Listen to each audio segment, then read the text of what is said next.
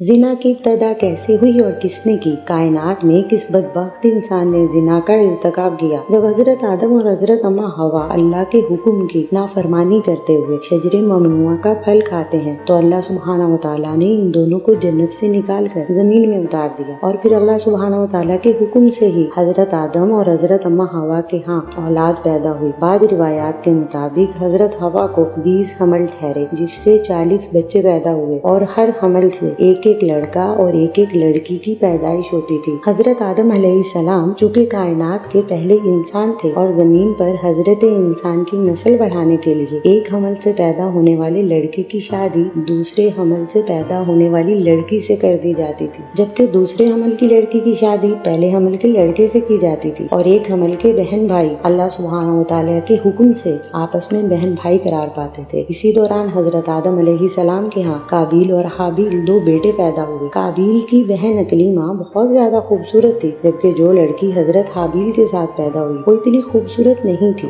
चुनाचे ये बच्चे बढ़कर जवान हुए और इनकी आपस में शादी का जब वक्त आया तो काबिल ने हजरत हाबिल की बहन के साथ निकाह करने से इनकार कर दिया और कहने लगा ये बिल्कुल खूबसूरत नहीं है, मैं अपनी बहन अकलीमा के साथ शादी करना चाहता हूँ। ये मामला इस कदर बढ़ा कि हजरत आदम अलैहिस्सलाम ने हुक्म दिया कि दोनों भाई अल्लाह सुब्हानहू व तआला की बारगाह के अंदर अपनी अपनी कुर्बानी पेश करो। जिसकी कुर्बानी अल्लाह सुब्हानहू व तआला की बारगाह में कबूल हुई वही शख्स अकलीमा के साथ शादी करेगा। काबिल खेती बाड़ी का काम करता था और हजरत हाबिल अलैहिस्सलाम बकरियां चराया करते थे। चुनाचे जब हजरत हाबिल अलैहिस्सलाम ने अल्लाह सुब्हानहू व तआला की बारगाह के अंदर एक खूबसूरत बकरी का बच्चा पेश किया और काबिल ने गेहूं का गट्टा अल्लाह की बारगाह में पेश किया। अल्लाह सुब्हानहू व तआला की बारगाह के अंदर जब ये दोनों कुर्बानियां पेश की गयी तो इस जमाने के रिवाज के मुताबिक आसमान से आग उतरी और उसने हाबिल अलैहिस्सलाम की कुर्बानी को निगल लिया। यानी ये साबित हो गया कि हजरत हाबिल अलैहिस्सलाम की कुर्बानी अल्लाह के हुजूर कबूल हो गई है। जिस पर काबिल कहने लगा कि जरूर मेरे वालिद हजरत आदम अलैहिस्सलाम ने हजरत हाबिल अलैहिस्सलाम के लिए दुआ की है जिसकी वजह से इसकी कुर्बानी कबूल हुई है। कुरान करीम में हाबिल और काबिल का वाकया सूरह अल माइदा में आया है। जब हजरत हाबिल की कुर्बानी कबूल हुई तो काबिल ने हजरत हाबिल को मारने की धमकी दी। रिवायात के मुताबिक हजरत हाबिल अलैहिस्सलाम काबिल से ज्यादा पावरफुल थे, लेकिन हजरत हाबिल अलैहिस्सलाम ने अल्लाह के खौफ की वजह से फरमाया कि अगर तुम मुझे कत्ल करने के लिए अपने हाथ बढ़ाओगे तब भी मैं तुम्हें कत्ल करने के लिए अपना हाथ नहीं बढ़ाऊंगा, क्योंकि मुझे तमाम जहानों के मालिक अल्लाह सुब्हानहू व तआला का खौफ है। अगर तुम इस इंतहा तक पहुँच जाओ कि मुझे कत्ल ही कर दो तो अपने गुनाहों के साथ साथ मेरी खताओं का बोझ भी तुम्हारे सर पर होगा। चुनाचे काबिल ने गुस्से में आकर हजरत हाबिल अलैहिस्सलाम के सर पर पत्थर मारा जिससे आपकी मौत वाक़या होगी और ये जमीन पर पहला कत्ल था। जब काबिल ने हजरत हाबिल अलैहिस्सलाम को कत्ल कर दिया तो उसे फिक्र लाग हुई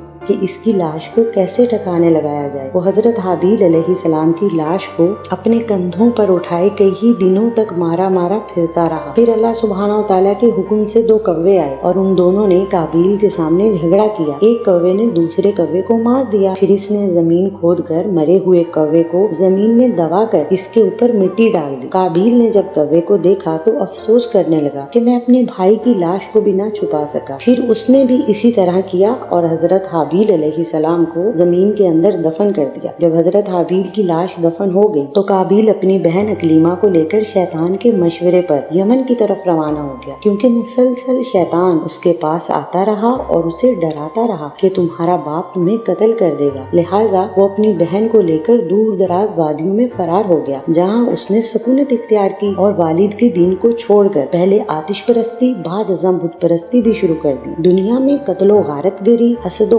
फसाद, आतिश परस्ती और बुत परस्ती की बुनियाद काबिल ही ने रखी थी और तारीख़ आलम में सबसे पहले काबिल ही ने अपनी बहन के साथ जिना का इर्तिकाब भी किया था। हजरत आदम अलैहिस्सलाम को अपने फर्जंद हजरत हाबिल अलैहिस्सलाम के कत्ल का सख्त रंज था, क्योंकि वो इनका जानशीन था। हजरत आदम अलैहिस्सलाम इसकी याद में 40 साल तक रोते रहे, यहाँ तक कि अल्लाह ताला ने इन्हें हाबिल के बदले एक नेक और सादतमंद फर्जंद अता फरमाया। हजरत आदम अलैहिस्सलाम ने अपने उस तीसरे बेटे का नाम शीस अलैहिस्सलाम रखा, जिसका मतलब है अल्लाह का अतिया। हजरत शीस अलैहिस्सलाम को अल्लाह सुब्हानहू व तआला ने नबूवत से सरफराज किया।